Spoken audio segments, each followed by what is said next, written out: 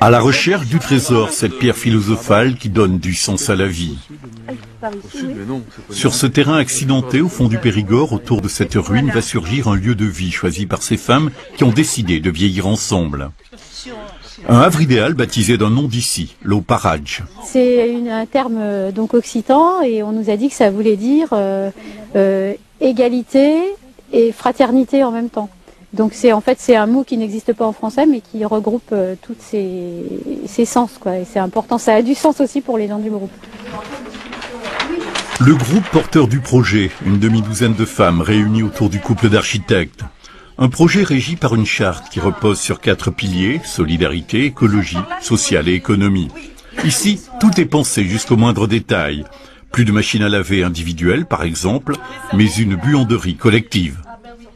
La machine à laver des années, je veux dire, c'est un confort et une individualité qui nous permet de faire ce qu'on veut quand on veut. Et là, on nous demande, mais bon, c'est comme ça, dans ce projet, de changer complètement, à nos âges, je veux dire, entre guillemets, de fonctionnement, de vie, d'organisation. Et je pense que c'est pour ça qu'il y a un peu de résistance là. La construction sera de haute qualité environnementale, intégration paysagère, capteurs solaires, choix de matériaux performants. L'ensemble comprendra 15 chambres individuelles et des parties collectives. Un projet pilote, y compris pour les hommes de l'art. J'ai vu une émission ce matin, ils ont dit que pour vivre... C'est un peu le mélange de la tradition dans la forme et aussi au niveau énergétique, on a besoin de grandes baies vitrées, de choses comme ça, donc il faut qu'on passe sur des formes plus contemporaines. Cécile, la présidente de l'association, presque un travail à temps plein. Après une longue carrière d'assistante de direction dans l'industrie et des séjours à l'étranger, elle s'est posée en Dordogne. Intégrée au projet presque par hasard, elle l'a adopté. C'est un projet de vie en fait, un projet pour une fin de vie. La vieillesse fait peur finalement, vieillir tout seul c'est horrible, c'est affreux, c'est assez pathétique et moi je voudrais éviter ça. Rose et sa sœur aînée Geneviève sont respectivement secrétaires et trésorières de l'association. Originaires d'Alsace, la Dordogne leur fut aussi un refuge sur le tard et l'Oparage un joyeux projet de vie. Profiter de chaque moment. Oublier tout ce qu'on a vécu de difficile dans la vie. D'ailleurs, tout ce qui a été difficile, ça nous a servi, ça nous a trempé le caractère. Hein. Et puis, quand on est ensemble, on s'amuse, on rigole, on chante, on danse et on vit. Bon, la plus jeune a 60 ans, donc elle est encore, pour nous, c'est encore une gamine. Mais 70, 75, 80, ça va bien, elles ont plein de projets, elles ont des idées, elles veulent faire quelque chose de leur vie, quoi, hein, tout ensemble. Même si la mort a déjà frappé le groupe, l'une d'entre elles, une Anglaise, les a quittés sans préavis. Pour nous, ça a été un coup dur parce que d'abord, c'était la première qui nous quittait comme ça, sans prévenir. Et puis, c'était quelqu'un qu'on aimait bien en plus, chaleureuse. Voilà, donc on s'est dit, ben voilà, ça y est, c'est comme ça, c'est la vie, de toute façon, on n'y peut rien. Mais elle est partie vraiment très très vite. Hein, voilà, bon, que voulez-vous?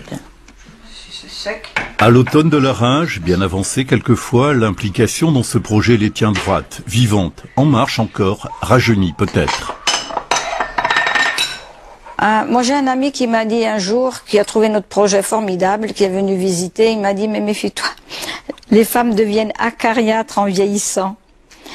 Je lui ai dit oui quand elles ont rien à faire, qu'elles ont rien à penser, hein, alors elles s'attachent à des petits détails, mais tant qu'on a des projets aussi, ça nous empêche d'avoir des pensées négatives, ça nous positive tout le temps. Chacune a ses personnalités, il faudra s'adapter, parce qu'il y a des caractères assez entiers, hein.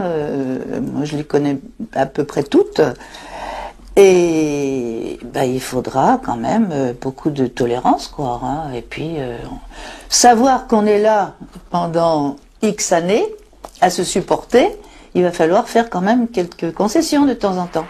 Saint-Julien-de-Lompont, au sud de Sarlat, bourgade de 600 habitants, a accepté d'accueillir la communauté.